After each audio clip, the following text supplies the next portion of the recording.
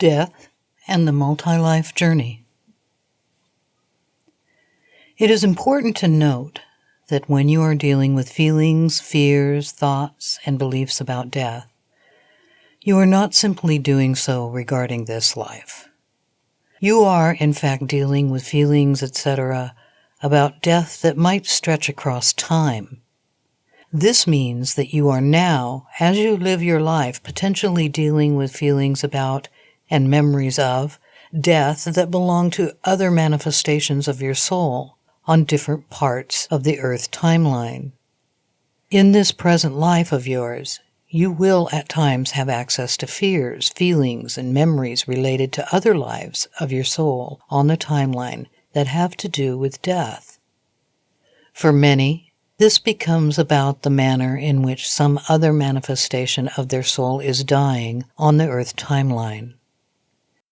Intense fears and phobias in this life can be rooted in situations elsewhere on the timeline that led or threaten death. The things that you are most afraid of in this life may represent ways that other yous have died elsewhere on the timeline. This can stretch the mind, surely, when one gets deeply into details of the process of living a human life that reflect how the emotional body connects all of a soul's manifestations together across the Earth timeline. It can boggle your linear logical circuits to take in how it all works. For now, just get comfortable with the picture of your most serious fears being rooted in multiple places along the Earth timeline, and that other life deaths can inform your fears now. If you are in touch with these fears, and you let them have a voice in your world, you may carry a fear that seems to imply or point to death, and may seem to mean that you are not safe. At first glance, this can be tricky for a human to deal with. This is because if you are afraid of something, it will be drawn to you, as explored above regarding the logic of soul. When you become aware of deep fears and they persist, you can begin vibrating the fear into the world around you, emitting a broadcast signal that you are afraid. With enough of this signal broadcast, you will begin to draw scenarios to you that seem to confirm that you were right to be afraid. I suggest that when you are dealing with difficult emotions, you decide unequivocally that you are always safe. If you do not know that you are safe, then the fear can snowball within you and the signal broadcast can become louder and louder because there is no contrasting opinion. If you do not decide that you are safe, then the part of you that carries the fear can take over. There's no opposition.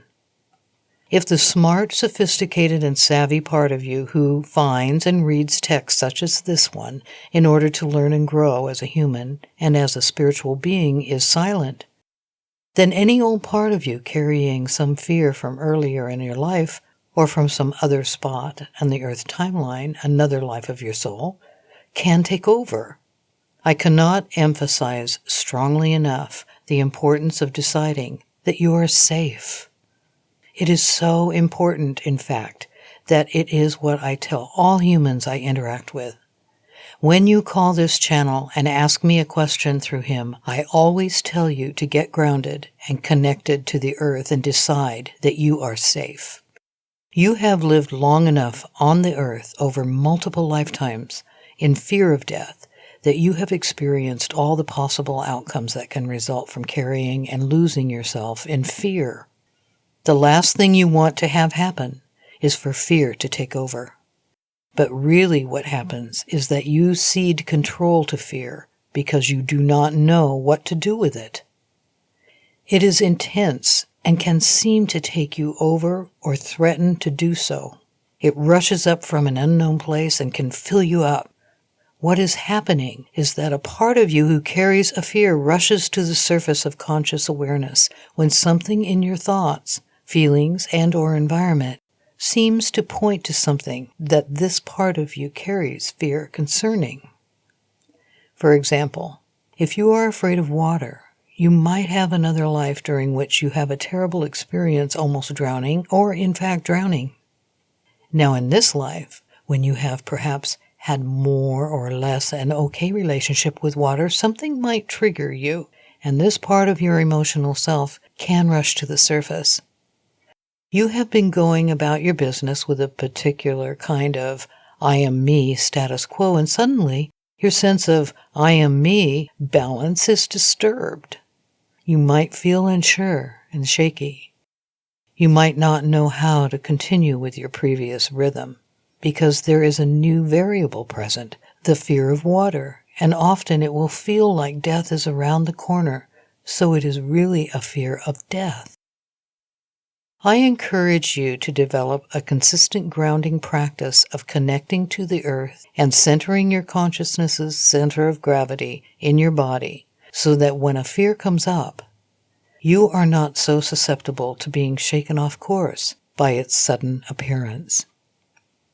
When you know that you are safe, your relationship with and ability to work intentionally and consciously with fears that may come up from under your surface changes for the better. You are less shaken by something coming up.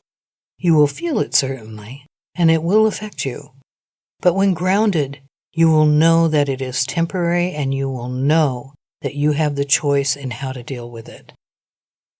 You will, at this point, be able to remain in your body and know that you are strong enough to deal with anything that comes up. If you do not know that you are safe, you cannot possibly decide that you are strong. So please get grounded, decide that you are safe, and know that you are strong. You are, after all, a portion of all that is, and all that is definitely strong.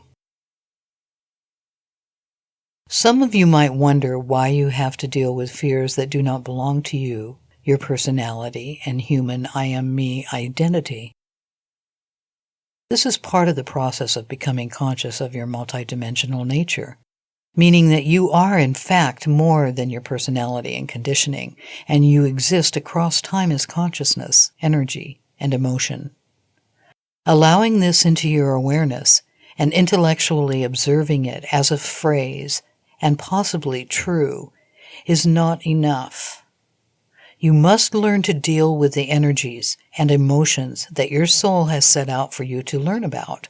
Is it really unfair that you have to deal with these fears from other humans at different points along the Earth timeline? If you think you are your human self, then you may be hard-pressed to accept the invitation to do so. If, however, you are willing to adapt to the truth that you are more than this particular personality you carry and set of conditioning scenarios that have shaped you in this life, then it becomes easier. Your mind will at times be stretched if you accept this invitation from your soul, and life will undoubtedly become richer and more fulfilling as you learn to see all that has happened to you and all that happens to you now as co-creations of divine beings, each trying to figure out how to become the source of love by cycling through fear and observing and dealing with the results. Make the decision now to be grounded the next time that a deep fear of yours surfaces. Most of them that you carry will have been with you a long time. It is, in fact, rare that an event happens in mid or late life that triggers a fear associated with another life of your soul lived elsewhere on the timeline. You will have had many opportunities to become aware of your deepest fears early in life when you are unwittingly vibrating your experiences into existence around you. They can intensify as you age because, as described above, the power of fear can grow if the parts of us carrying the fear, those that are unresolved about feeling safe, strong, and powerful, are allowed to take over. If you lose your sense of who you are, then you cannot possibly access the sense of strength that comes from knowing that you are additionally a wise portion of all that is, trying to remember your wisdom through a long process of learning about what love is, where it comes from, and who's responsible for giving it to whom. Some of these deepest fears will, as stated above, be about how other yous elsewhere on the timeline have died or come close to death. They can have such a power over you that you may avoid getting anywhere near scenarios and circumstances that contain elements of what did lead or seemed to lead to that death. With the example of drowning in another life, you might in this life avoid being subject to bodies of water. You might not have any issue with a shower or a bath, but being next to a lake, river, or ocean might make you squirm. Viewed in this way, it is obvious and understandable that a person would avoid being subject to bodies of water in which he or she might not have or might lose control over the self.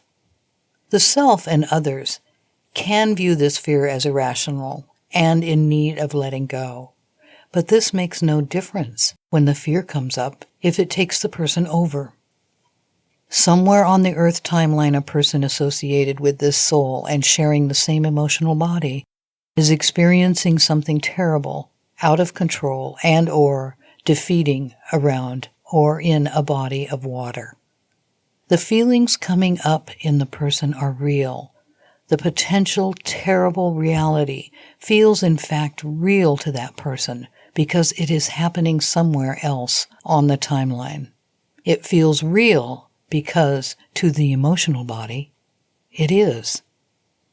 Soul knows no time, and the emotional body, as it is shared by all lives associated with that soul, is not operating merely on one or another part of the timeline, but in all of them.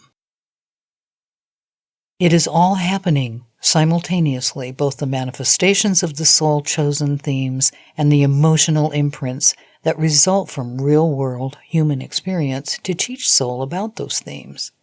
The person feels it because it is being felt by another human associated with his or her soul somewhere else on the timeline. And so you need to know generally that you carry such fears about something or other. Probably you carry several such fears.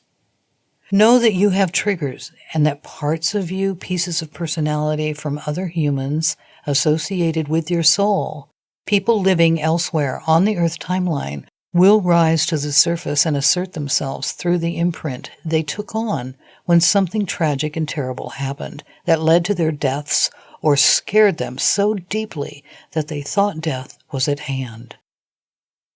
It is safe to assume that over the course of many thousands of lives, you will have had the opportunity as a human to die in just about all possible ways. It is safe to assume that you have died in natural disasters, volcano eruptions, lava flows, earthquakes, tornadoes, tsunamis, etc. You have surely died in a war, whether a combatant or not.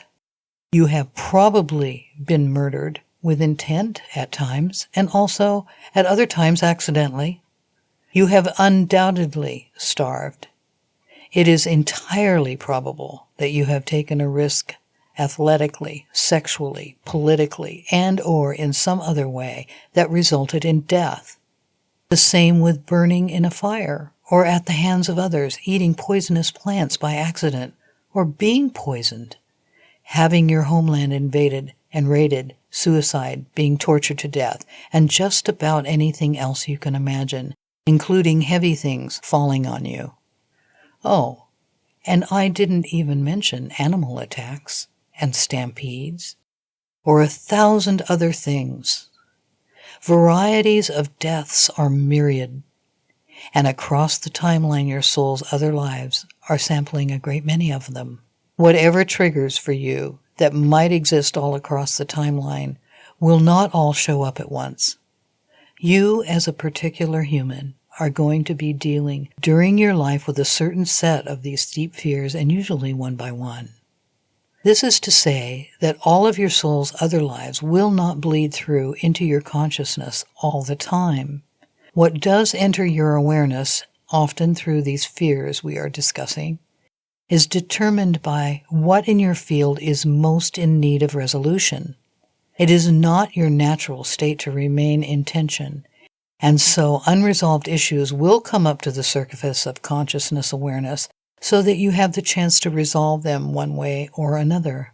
When it comes to all these ways of dying all over the Earth timeline, what you will remember most and most frequently through these fears will be those that resonate with the particular conditioning scenarios you have had in this particular life. What needs to be resolved in your life in this way might be attributed to intentions you have set for yourself. For instance, if you feel bored in your life and decide to set up some adventures for yourself, it could be that an adventure-seeking other self of your soul's, in which something painful or tragic happened, might come to the surface. Imagine deciding to take a trip to some far-off locale you've never visited and do things that you've never done before. You might get a book or a brochure, or look up a photo online and see some improbable bridge spanning an impossible chasm and start to choke up with fear and trepidation. It could be that you were surprised at the image, but it could also be that another life associated with your soul that died somehow in a way related to such a bridge or such a chasm is asserting itself, being triggered by the implication that he or she would have to again go through that death and all that was felt in association with it. Think about what it looks like to someone who is not you, who might witness this. This other person will have his or her own triggers, but perhaps not the ones you have. He or she might try to help you, in essence, come back to reason, but it can be hard for you to do so. You are reacting emotionally to the threat of a repeat of a terrible thing another you has experienced in his or her life. Consider all the ways that people die, and how many people are alive on the earth. There is such an incredible variety of multi-life experiences surrounding death that generates an equally incredible variety of fear. And all of it is meant to teach you about becoming the source of love now, in any given moment, at all times.